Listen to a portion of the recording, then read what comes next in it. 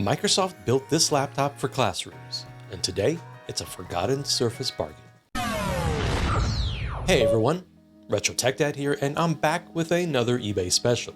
As you probably know by now, I love finding tech that's kind of been forgotten, and maybe even a bit overlooked for various reasons. Now I'm pretty excited about this one since I've got a bit of a curiosity here within Microsoft's Surface lineup. And I'm sure many are familiar with the Surface line of devices that includes tablets as well as laptops. So why am I excited about a fairly common consumer and business line of products? Well, what I've got here is a bit interesting, and I was just kind of browsing for some Surface devices to just get a feel for what's out there. A pretty typical way for me to unwind. Now I stumbled upon this Surface Laptop SE.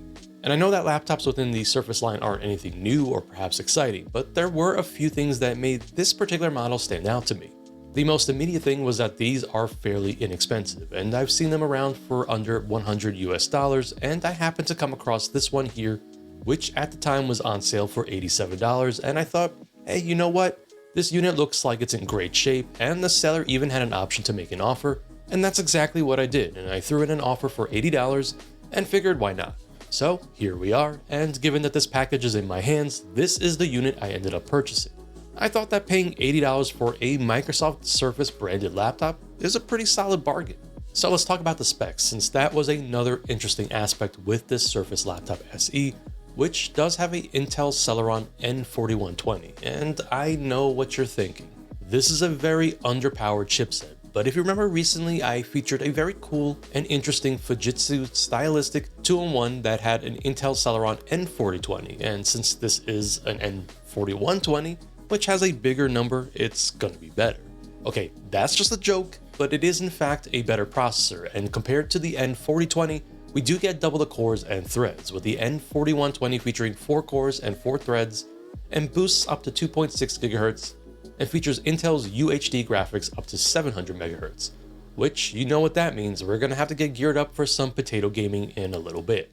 Now, in the sea of cheap devices, a lower amount of RAM is pretty typical, but what we've got here is actually 8 GB of DDR4 RAM and then 128 GB of eMMC storage. I will be going under the hood in a little bit just to see how things are looking. So back to the specs, we've got a fairly limited amount of ports here with just 2 USB ports, one of which is a USB-C and then a USB-A port. Surprisingly, we've got a 3.5mm headset port, but that will actually make sense in just a moment. And then finally, a barrel jack power connector, and I did test and confirm that this laptop does support USB-C charging, which is definitely nice in case you don't have that power adapter, which, by the way, this listing does not.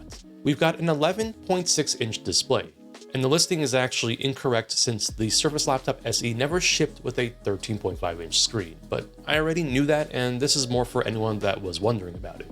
The screen has a resolution of 1366 by 768, which isn't super high resolution, but for the size, it's actually not too bad. And I was actually kind of surprised by just how nice of a display this is.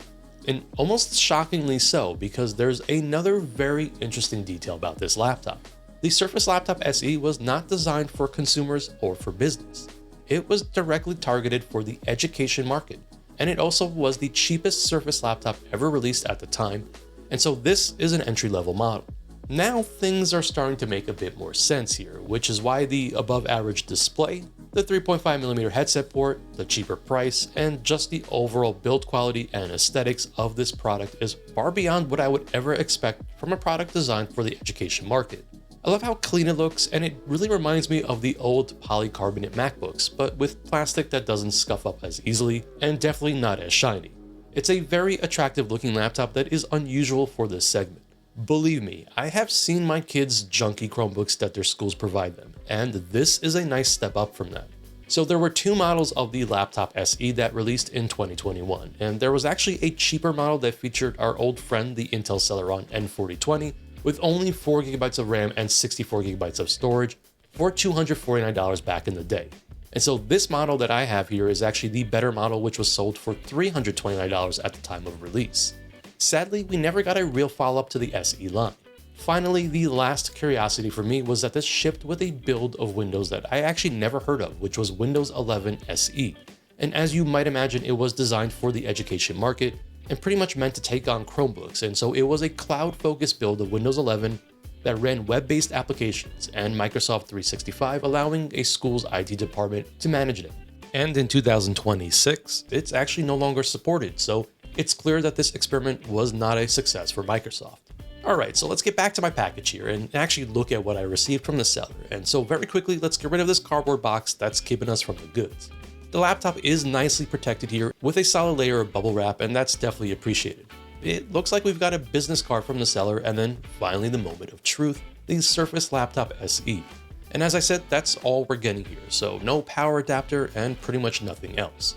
But thankfully, this does charge with USB-C, so it's not a big deal.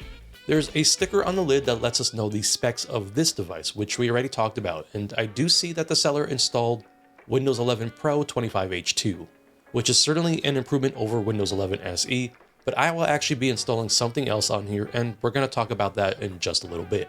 So I'm going to go ahead and peel this off, and I will say that overall the unit is in really nice condition, and just a little bit of dirt that I will go ahead and now wipe it down to give it a good polish, if you will.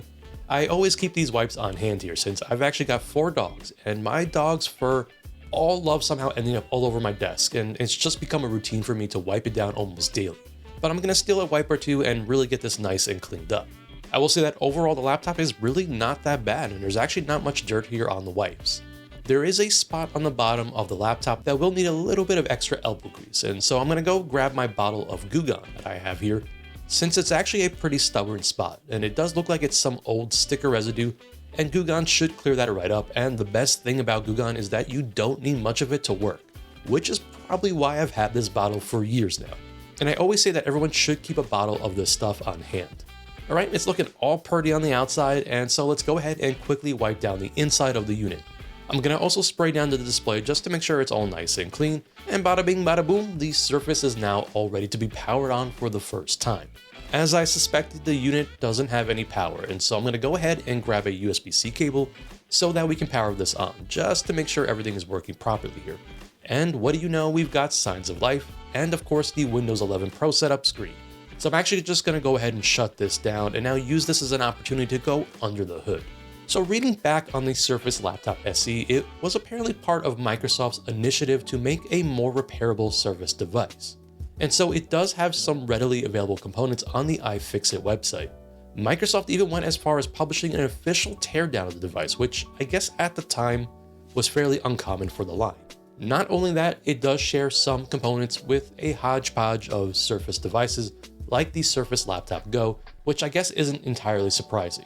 Now the unit is pretty straightforward to get into, and it requires removing the 7 screws at the bottom using a T6 Torx bit. But once that's done, you're going to want to flip it on over because the keyboard and palm rest area are actually the part that is going to lift up and provide us access to the internals of the Surface Laptop SE.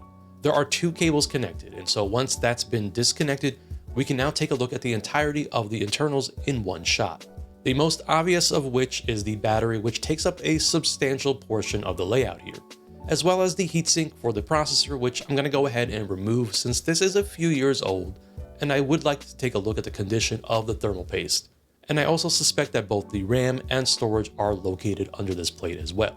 And as we can see, we do have that 128GB eMMC storage, as well as the 8GB of RAM, which is soldered to the board, so no surprises there.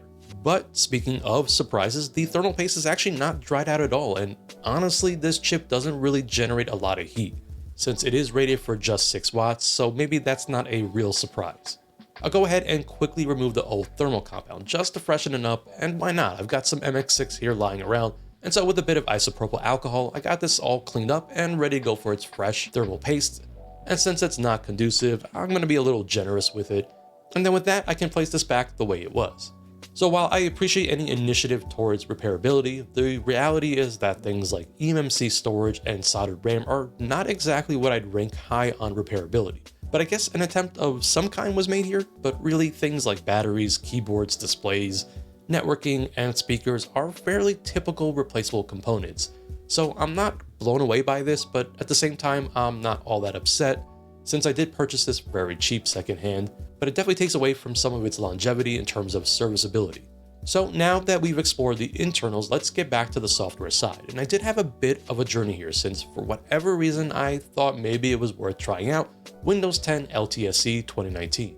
And sadly, that was a fairly short-lived experiment, since this Surface device uses a lot of specific Surface drivers that are surprisingly quite difficult to track down individually on the internet.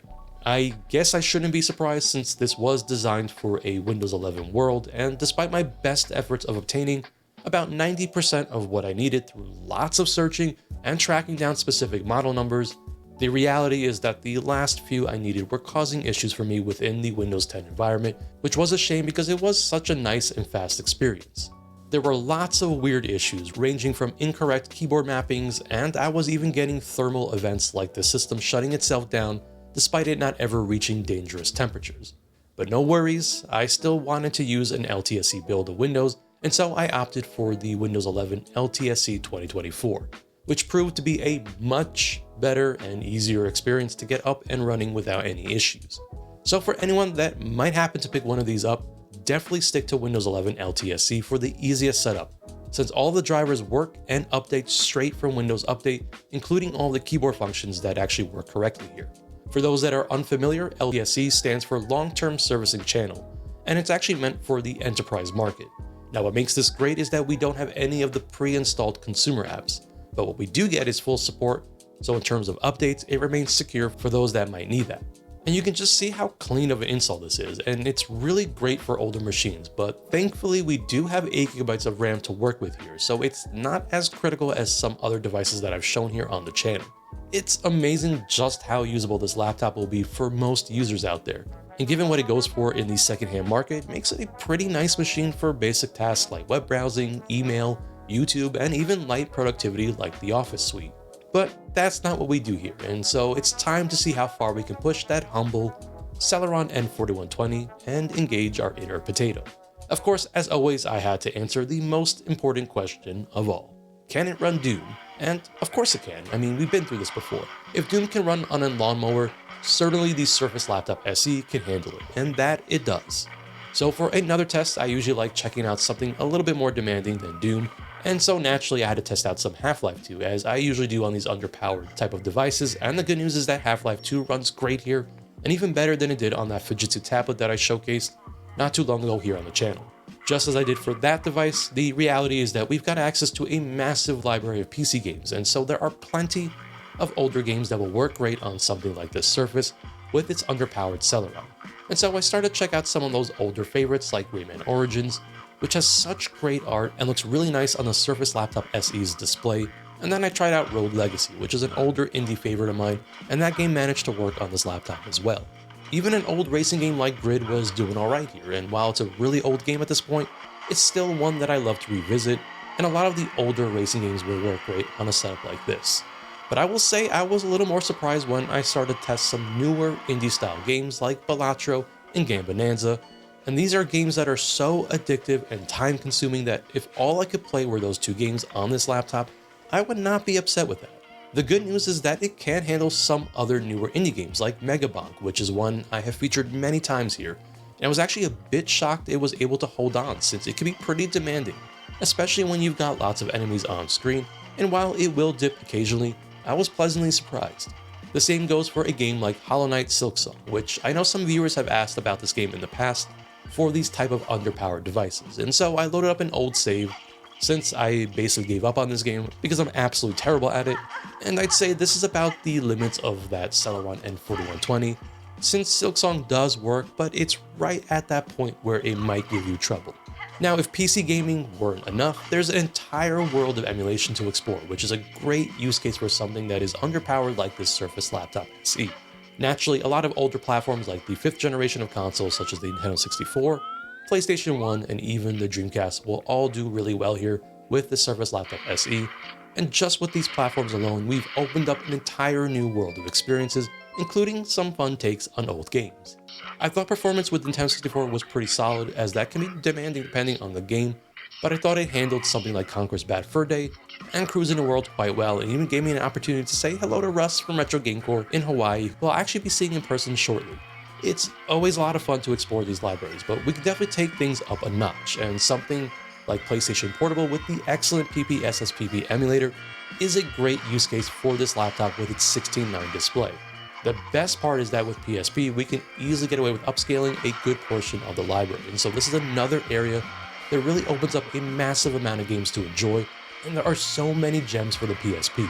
I actually wanted to show off Burnout Dominator for once, since I typically show off Burnout Legends, or in the case of PS2, Burnout 3 and Burnout Revenge.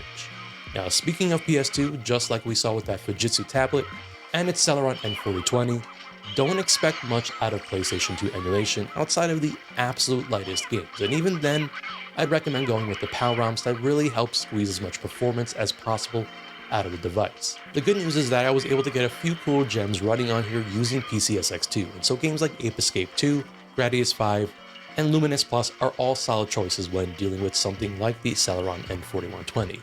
Finally, I did check out GameCube using the Dolphin emulator, and it's going to be pretty similar to the PlayStation 2 emulation, and so in general you will want to focus on lighter and easier to run games like one of my personal favorites here, Pikmin, which is always a fun one for me to revisit, and I was absolutely overjoyed when they had a little Pikmin Easter egg in the new Mario movie. You might be able to get just a little bit more demanding games with GameCube compared to PS2, but the PS2 library is enormous, so at the end of the day it kind of balances out. I did, as a bonus, test out the newly released Dusklight, which is the PC port of The Legend of Zelda: The Twilight Princess, and I was actually pleasantly surprised by the performance of this one. And so decompilation projects like this are really cool to explore on an underpowered laptop like this Surface. And so that does it for this video, and I have to say that in the time that I've been using this older and more obscure Surface device, I have really grown fond of it, and find myself wanting to grab it to use just for simple day-to-day tasks. And I'm actually very tempted to take this with me on an upcoming trip because of the compact design and lightweight. Sometimes you never know what will surprise you, and this is definitely one of those moments, as this oddity in the Surface lineup is actually kind of neat. Anyways, I hope you enjoyed this video, and until the next one, as always, I am the Retro Tech Dad, and thank you so much for watching.